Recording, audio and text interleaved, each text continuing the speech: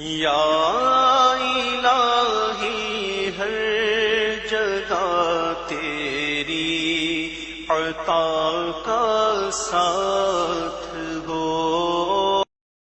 ایک کافر ہے عتبہ بن ابی وقاص، اس نے ایک طرف سے ہو کر پتھر اٹھایا اور آپ کو مارا زور سے۔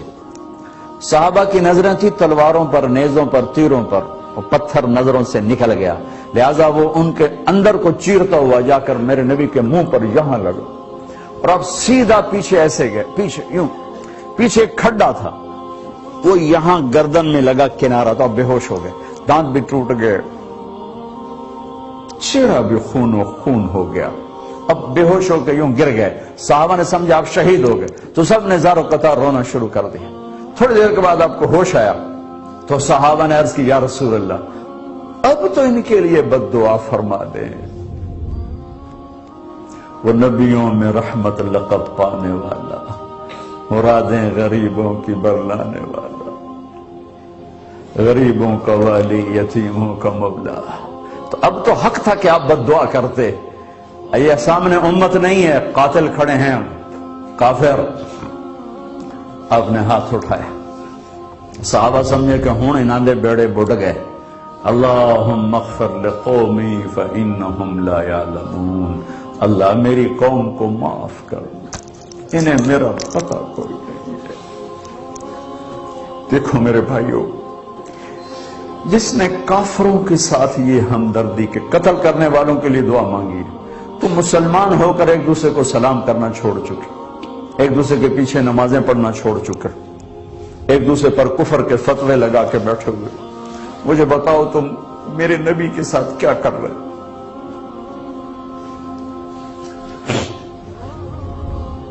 وہ تمہیں فرقوں میں بانٹ کر گئے تھے یا امت بنا کر گئے تھے؟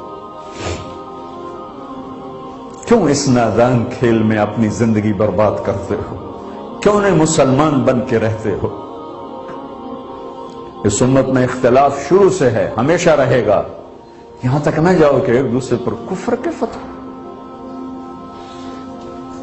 جنت میں کون جائے گا؟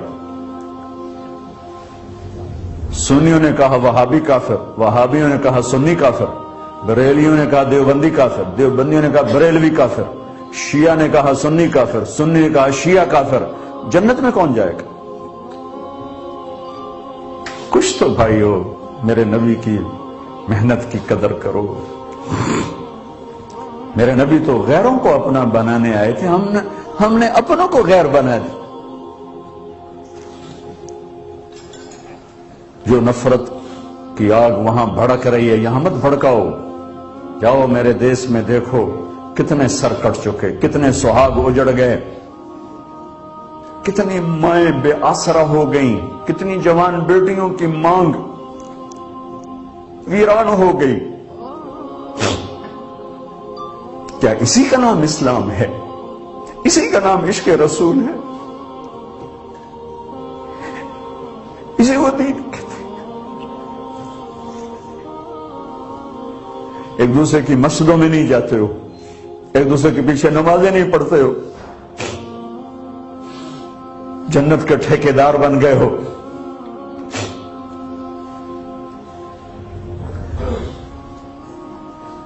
میرے نبی تو عبداللہ بن ابی کا جنازہ پڑھانے کھڑے ہو گئے تھے، جس کا کفر ابو جہل سے بھی بڑا ہے۔ ابو جہل اوپر کی دوزخ میں ہے، عبداللہ بن ابی سب سے نیچے کی دوزخ میں ہے۔ ان کے بیٹے آئے، یا رسول اللہ میرا باپ مر گیا ہے، اپنا کرتا دے دیں گے میں اس کو کفن دے دوں؟ آپ نے کہا لے لو، کرتا اتار کے دے دیا۔ آپ کہتے بدبخت منافق دفع ہو جا، دے دی۔ کہ یا رسول اللہ آپ جنازہ پڑھائیں گے؟ کہاں پڑھاؤں گا۔ باقی منافقوں کا تو کسی کو پتہ نہیں تھا سوائے اللہ کے نبی کے، لیکن عبداللہ بن ابی کا منافق ہونا تو سب کو معلوم تھا۔ آپ جنازے کے لیے عمر سامنے آ گئے، یا رسول اللہ یہ کون ہے؟ کہ مجھے پتا ہے کون ہے۔ تو آپ اس کا جنازہ کیوں پڑھا رہے؟ کہ شاید اللہ معاف کر دے۔ کہ عمر پیچھے ہٹ جا، مجھے پتا ہے یہ کون۔ میرے اللہ نے کہا ہے تو ان کے لیے دعا کر یا نہ کر میں معاف نہیں کروں گا، میں کرتا ہوں شاید اللہ معاف کر دے۔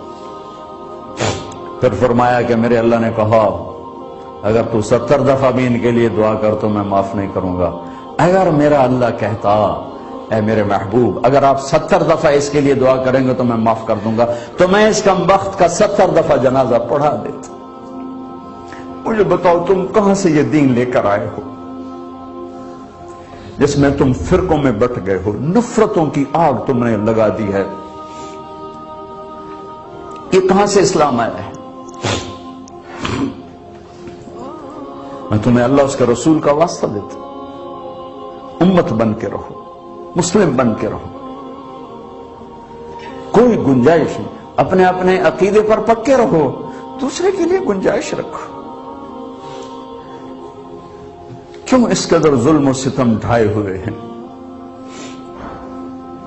میں نیا تبلیغ میں گیا, کالج سے نکلا, ہماری جماعت ایک گاؤں میں گئی, ایک مسجد میں, تو امام صاحب آئے, ہمیں ماں بہن کی گالیاں دی اور ہمارے بستر اٹھا کے باہر مسجد دھوو, کتے اندر واڑا ہے. میں حیران پریشان, میں تو کوئی نہیں جانتا تھا کہ مذہب کیا ہوتا ہے, فرقے کیا ہوتا ہے. میں تو کالج میں گانے والا تھا, ناچنے والا تھا, جنید جمشید کی طرح. مجھے تو دین کا پتہ تبلیغ سے پتہ چلا. میں حیران پریشان کہ یہ مولانا صاحب کہہ رہے ہیں کہ یہ گستاخ رسول ہیں, اور مسجد دھو دو باہر کھڑے ہو, یہ مسجد میں کھڑے ہو کر ماں کی گالی دے رہے ہیں, بہن کی گالی دے رہے ہیں. تو پھر معیار دین کیا ہے؟ اتنی نفرت, اس قدر دوریاں. اگر ہم کافر تھے تو ہمیں گلے سے لگاتے, ہمارے نبی کی طرح ہمیں کھانے کھلاتے, ہمیں پانی پلاتے, پھر ہمیں بات سمجھاتے. لیکن ماں بہن کی گالیاں, مسجد میں کھڑے ہو کر, امام مسجد. ہم پنجاب کے زمیندار ہیں, گالی دینا ہماری سرشت میں ہے, لیکن مسجد میں کانپ جاتے تھے کہ کسی کو الو کا پٹھا بھی کہہ دیں.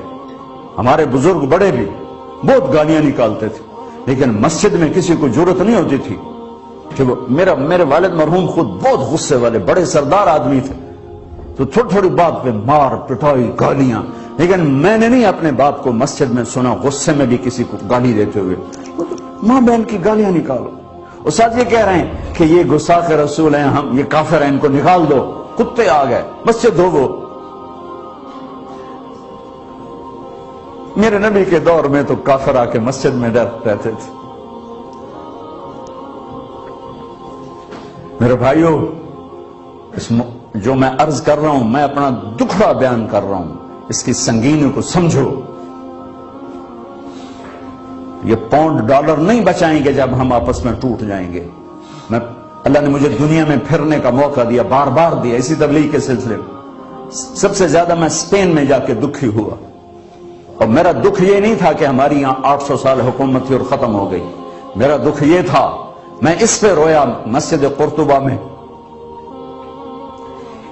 کہ جس وجہ سے اسپین تباہ ہوا وہ ساری وجہ میرے دیس پاکستان میں موجود ہے اس وقت. اور ہوش نہیں ہے کسی کو. مذہب پر لڑائی, سیاست پر لڑائی, دین پر نفرت, سیاست پر نفرت, قوم پہ نفرت, صوبے پہ نفرت, پیشے پہ نفرت, نفرت نفرت نفرت. میرے نبی نے پوچھا اسلام کا سب سے مضبوط عمل کیا ہے؟ صحابہ نے کہا نماز, آپ نے کہا نہیں. صحابہ نے کہا جہاد, آپ نے کہا نہیں. صحابہ نے کہا روزہ, آپ نے کہا نہیں. صحابہ نے کہا حج, آپ نے کہا نہیں. کہ یا رسول اللہ پھر آپ بتائیں. فرمایا دین کا سب سے مضبوط عمل محبت ہے, محبت ہے, محبت ہے. یا الہی ہر جگہ تیری عطا کا ساتھ